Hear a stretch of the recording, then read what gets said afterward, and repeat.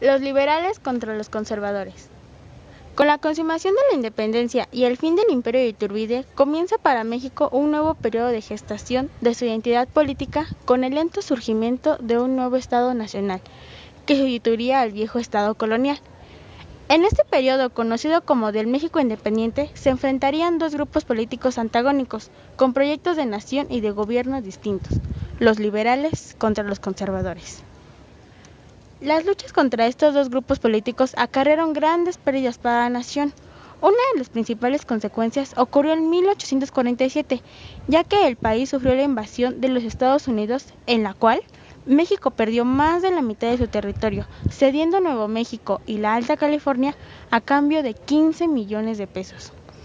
Todos esos conflictos se debieron en gran parte a la desorganización y consecuente debilidad del gobierno mexicano causado por las luchas internas entre los liberales y los conservadores. El grupo político de los liberales era apoyado por gente de modestos recursos, profesionales, abogados, un clero bajo, juventud, y entre ellos están José María Luis Mora, Santos Degollado, Epitacio Huerta, Guillermo Prieto, Juárez, Ocampo. Lo que pedía era introducir cambios profundos en la sociedad para quitar el despotismo y poner libertades políticas y civiles. Se pensaba en una república federal, democrática, representativa, burguesa y popular, estableciendo los tres poderes, legislativo, ejecutivo y judicial. Querían que hubiese igualdad ante la ley, manteniendo la Constitución de 1824, y otorgar libertades individuales para consagrarse al trabajo, industria, comercio, etc., de cada uno. En cuanto a la Iglesia, esta tenía un gran monopolio sobre muchas cosas, y los liberales querían que se separara la Iglesia del Estado, y quitarle los bienes de la Iglesia para que sean usados, así como los tributos, los registros civiles, los fueros, los votos y la educación.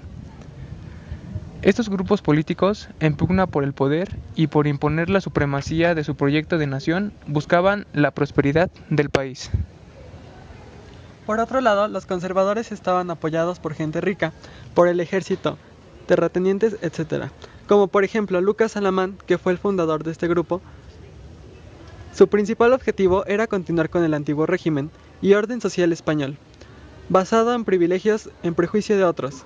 Son sin elecciones, monarquía centralista con estados convertidos a departamentos, que son 100% independientes del monarca, son antifederalistas. Para ellos la iglesia lo era todo, y la única religión permitida era la católica, con una unidad eclesiástica. Tienen una fuerza económica debido al monopolio de muchas cosas, tienen la fuerza pública para moralizar, se dejan los privilegios y la iglesia coordina la educación para que así no haya ideas liberales. No quedaba más que la república como forma viable del gobierno, por lo que los conservadores, ahora como republicanos, optaron por la forma de gobierno más parecida a la de la monarquía, el centralismo. Mientras que los liberales más progresistas querían la república federal, es así como los conservadores, añorando el pasado colonial, afirmaban que la prosperidad y el orden habían prevalecido, mientras que el país estaba organizado como monarquía durante el virreinato.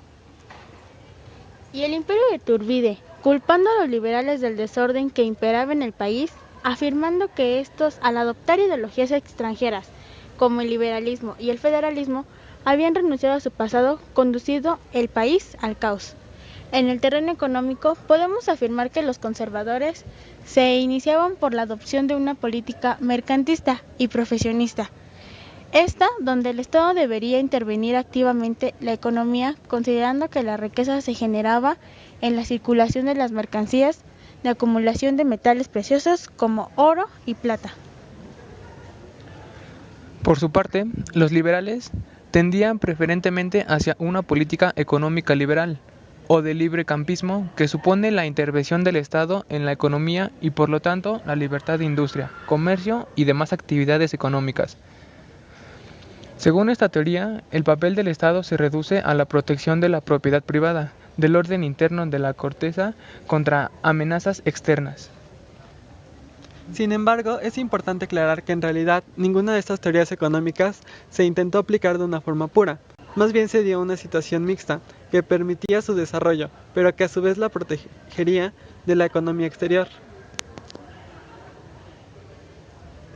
Las luchas entre los liberales y los conservadores por imponer su propia forma de gobierno tuvieron lugar en importantes episodios de la historia política del país, como fueron la Revolución de Ayutla, la Guerra de Reforma, la Intervención Francesa y el Imperio de Maximiliano. La Revolución de Ayutla, llevada a cabo por liberales como Benito Juárez, Melchor Ocampo, Ponciano Arriaga, entre otros, y encabezados por Juan Álvarez, antiguo insurgente, se propuso como meta acabar con la dictadura de Santa Anna, bajo los lineamientos del Plan de Ayutla, y convocar un congreso extraordinario para elaborar una constitución. Al triunfo de la Revolución de Ayutla, que fue eminentemente popular y que reidentificaba los principios liberales, se convocó al Congreso Constituyente, que se encargaría de elaborar la Constitución de 1857. Esta Constitución incorporó la Ley Lerdo y la Ley Juárez, que establecían respectivamente la desmortización de los bienes de la Iglesia, el juicio de amparo y la supresión de los fueros de la Iglesia y el ejército, además del establecimiento de las garantías individuales y la República Federal. La promulgación de la Constitución de 1857 provocó el descontento de algunos sectores militares y de la Iglesia, quienes, adheridos a los conservadores, se rebelaron contra la Constitución liberal y lanzaron el Plan de Tacubaya a fines de 1857. Con este plan se inició una nueva rebelión, comandada por Félix Zuloaga, que exigía la anulación de la Constitución y que llevó al país a la guerra civil, conocida como la Guerra de Reforma, que se prolongó por 3 años. La guerra culminó con la victoria de los liberales y el restablecimiento de la Constitución.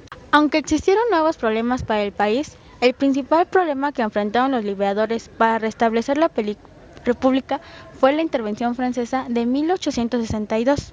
El poder liberal presidido por Benito Juárez, provocada por la bancarrota económica que dejó en el país la Guerra de Reforma.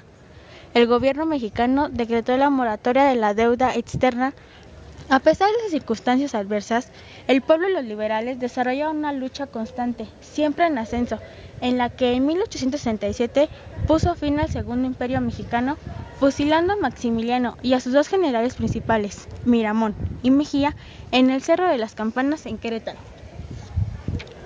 Con este hecho de armas, fueron vencidos definitivamente los conservadores en el plano político, y la soberanía del pueblo, que consiste en su capacidad de gobernarse y establecer el tipo de gobierno que mejor le convenga, fue consolidada.